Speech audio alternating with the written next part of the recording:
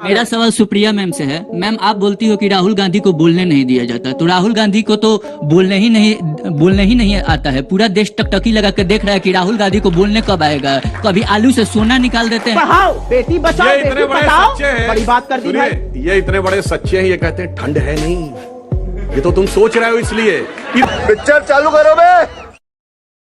मेरा सवाल सुप्रिया मैम से है। मैम, आप बोलती हो कि राहुल गांधी को बोलने नहीं दिया जाता, तो राहुल गांधी को तो बोलने ही नहीं आता है। पूरा देश टकटकी लगा कर देख रहा है कि राहुल गांधी को बोलने कब आएगा। कभी आलू से सोना निकाल देते हैं, तो कभी पूरा मोदी समाज को टारगेट करके अपना सदस्यता गवा बैठते हैं। उनको कब बोलने? बहुत बढ़िया सवाल किया है तुमने, और जिस व्हाट्सएप यूनिवर्सिटी को पढ़ के आए उस पर भी तुम्हें ज्ञान बताती हूँ। नीरव मोदी, ललित मोदी और नरेंद्र मोदी पर आक्षेप था। ना नीरव मोदी ओबीसी है, ना ललित मोदी ओबीसी है। ओबीसी महासभा ने नड्डा जी को लीगल नोटिस भेजा है। कल परसों रात को लीगल नोटिस भेज के कहा है, आप हमारा अपमान कर रहे हैं ऐसे भगोड़ों और चोरों के साथ हमारा नाम लेकर। ये ओबीसी महासभा ने चिट्ठी लिखकर लीगल नोटिस भेजा है। आइंदा के लिए जान लेना, चोर को चोर कहा जाएगा। और नीरव मोदी और ललित मोदी इस देश का पैसा चुराकर भाग गए। राहुल गांधी जी के बारे में आप बोल रहे थे, सुन लीजिए। ये जो आलू सोना वाला बयान तुमने व्हाट्सएप पर देखा ना, वो इनके सहकर्मी की काबिलियत थी। और सुन लीजिए क्या था वो बयान, मोदी जी ने दिया था। राहुल जी उसको बता रहे थे कि कैसे मोदी जी ने कहा। इन्होंने क्लिप काटी और वो चर्चित कर दिया। मैं आप लोगों से पूछती हूँ एक सवाल, आप लोगों से एक सीधा सवाल पूछती हूँ। आंखें बंद करिए और अमित मालविया का नाम बताइए, क्या आता है आपके मन में? और क्या है बीजेपी IT सेल? क्या है? फेक न्यूज की सबसे बड़ी फैक्ट्री।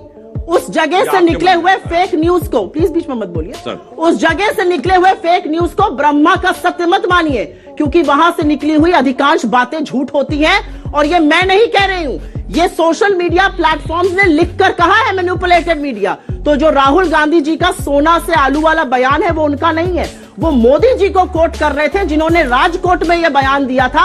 आपकी जानकारी आज से दुरुस्त हो जाए, आपको चलिए अब छोटा सा जवाब। एक बयान में कोई विवाद नहीं कर सकती हैं। 2019 के चुनाव के समय वो राजस्थान में गए और कांग्रेस के एक बहुत बड़े नेता थे कुंभाराम जी, उनके नाम पर कांग्रेस ने योजना चालू की थी। और वो एक नहीं 3 बार बोल गए कि मैं इस सरकार को बधाई देता हूं कि उन्होंने कुंभकर्ण योजना शुरू की थी।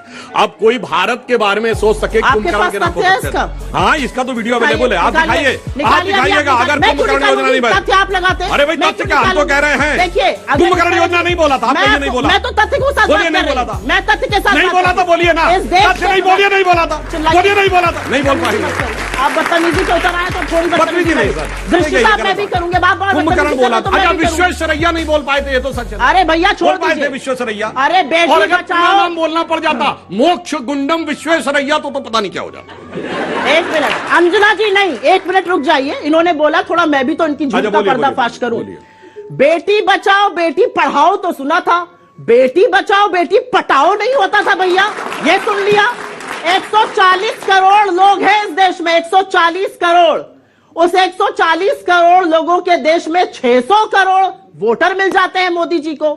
कबीर, गुरु नानक और विवेकानंद, अलग अलग सदियों में पैदा हुए लोग एक साथ बैठकर चर्चा करते हैं। और हर उस जगह जहां मोदी जी जाते हैं वहां से उनका पुराना नाता हो जाता है। बांग्लादेश जिसको हम सपोर्ट कर रहे थे, उसके लिए भी कहीं क्रांति कर रहे थे।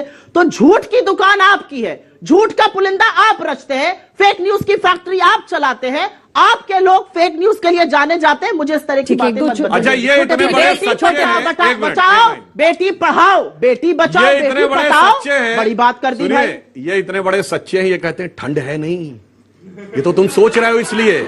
इतना सच्चा देख देख के गच्चा खा रहे हैं भाई।